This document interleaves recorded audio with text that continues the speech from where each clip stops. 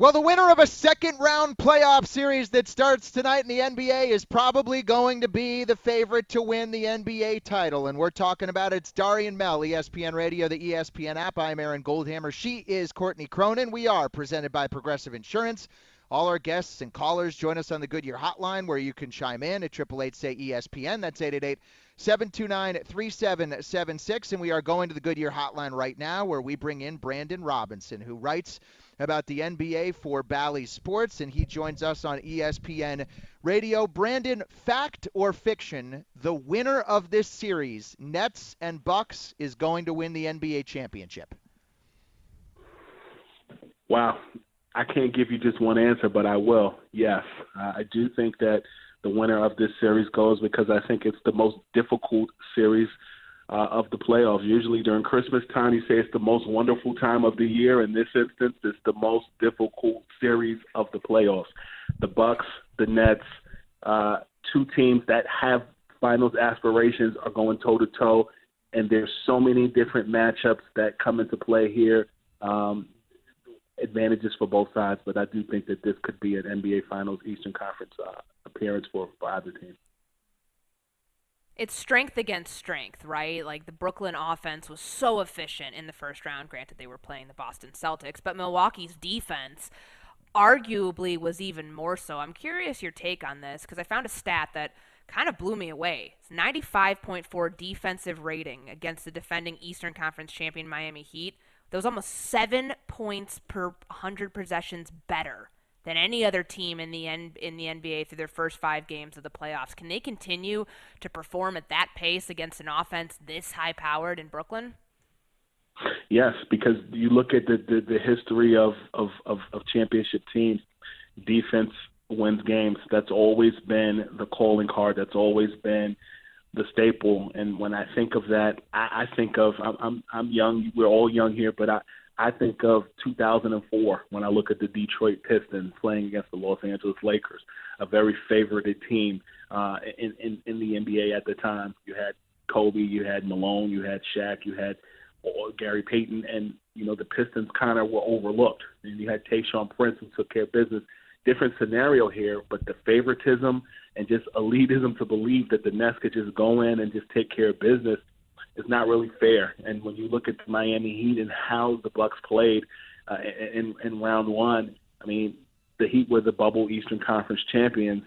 The Heat did take care of business in the playoffs last year in the bubble, but Milwaukee also exponentially got so much better. And I think that the difference maker here is, one, Drew Holiday, who daggone near has owned a triple-double in the playoffs so far, but also the fixing cups, if you will. If you go to your favorite restaurant, I remember back in the 90s, you get your fixing cups. You have your onions, you have your tomatoes, your lettuce, all those different pieces. The fixing cups are P.J. Tucker, Bryn Forbes, and some of the pieces there, Pat Connaughton. The Bucks are a complete team, and I think that that's what gets lost in translation. Many people just think it's Giannis. He averaged a triple-double in the last – or he totaled a triple-double in Game 4. But the Bucks have so many pieces. And, oh, by the way, Brook Lopez plays against his former Brooklyn Nets team. He's not just to the post. He's shooting threes, and he can defend pretty well.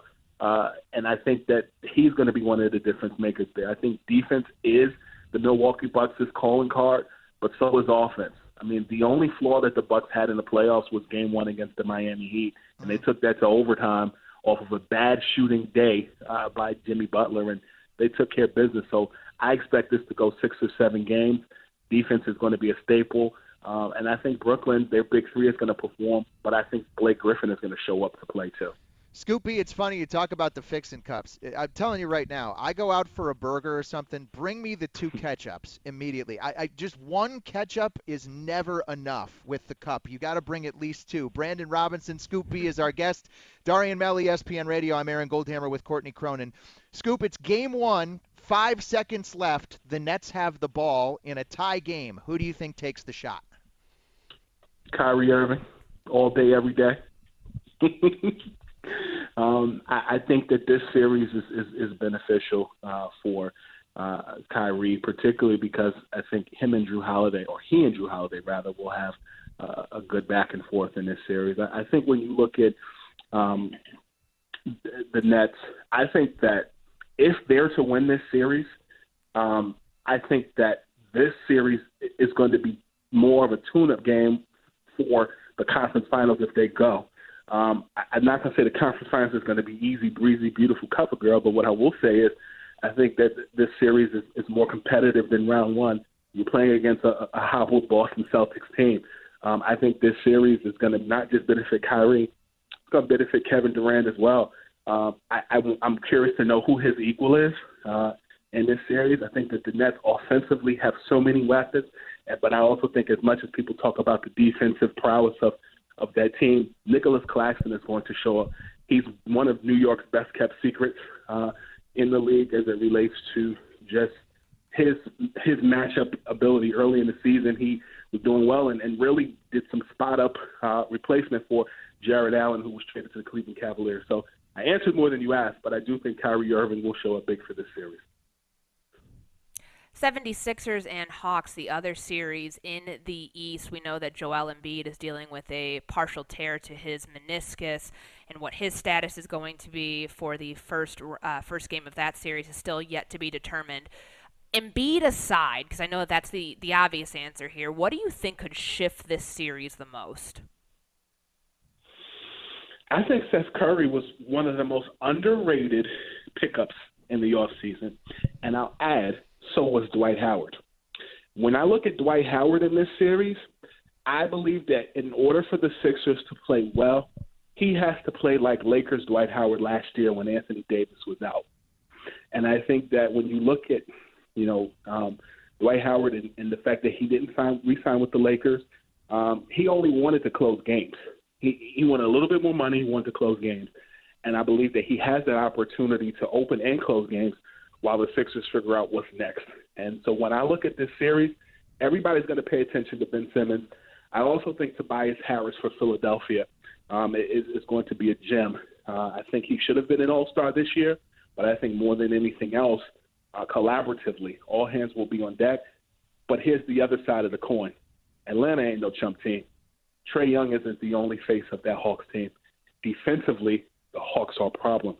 The combination of Clint Capella and John Collins, who are healthy, even if Joel Embiid does eventually come back, are going to wreak havoc on the Philadelphia 76ers because they can score, they can defend, and they offer something that the Washington Wizards, in my opinion, did not offer the Sixers in round one. I expect this to go 6 or 7 games. You can follow Brandon Scoop B Robinson on Twitter at Scoop B. If you're a big NBA fan, he's must follow. He writes about the NBA for Bally Sports, and he joins us, Dari Mel, Aaron Goldhammer with Courtney Cronin on ESPN Radio. If you could have one guy for one game left in the playoffs, so no LeBron, no Steph, Luka, Kawhi, after watching that game last night, KD, you know all the names, who would you pick first if you could have one guy on your team for one game in the playoffs? For a player that's currently playing and is not knocked out? Yeah, not knocked out. Guy currently playing. No Dame Lillard, no Steph. Brother, my sister, I would pick Kawhi Leonard. I know I saw that game last night just like you saw it. 45 points, Kawhi Leonard, 33 points through 3 quarters. He scored 45 points in 43 minutes. I like it. And he didn't just score those points. Defensively, he was efficient. I mean, people thought that in 2019, the Toronto Raptors winning the playoffs or winning the finals was a fluke and that Kawhi got lucky because KD and LeBron were both out hurt. He's proven to people why you better eat your words because they did their thing last night. And I think Kawhi Leonard would definitely be my first pick in a 3-on-3 pickup game. Scoop, appreciate the time. Thanks so much. Good to catch up. Thank you so much for having me. Talk to you soon. All right, that's Brandon Robinson, Scoop B, who writes about the NBA for Bally Sports. Kawhi Leonard, Courtney plays on Team Goldhammer. KD, Kawhi, Luka, Jokic, Harden. My starting 5. Courtney went defense heavy. Giannis, Trae Young, Devin Booker, Rudy Gobert. The Giannis and Rudy Gobert front line is something You're not else. making a shot around the basket with me. You're going to be forced to shoot from like Oh, 30 to 35 have feet you out. heard my Okay? team? My team doesn't need to make a shot from around the basket. We'll pull up from half court and Drew Holiday in the backcourt. We will pick our coaches for our respective teams next as we get ready for round two. There's still one more game, round one of the NBA playoffs, and you can listen right here on ESPN Radio tomorrow as the Clippers and Mavericks figure out who is going to advance in that series, and we pick our coaches next. I'm Aaron Goldhammer. She's Courtney Cronin. Dari Mel on ESPN Radio, the ESPN app, and SiriusXM Channel 80.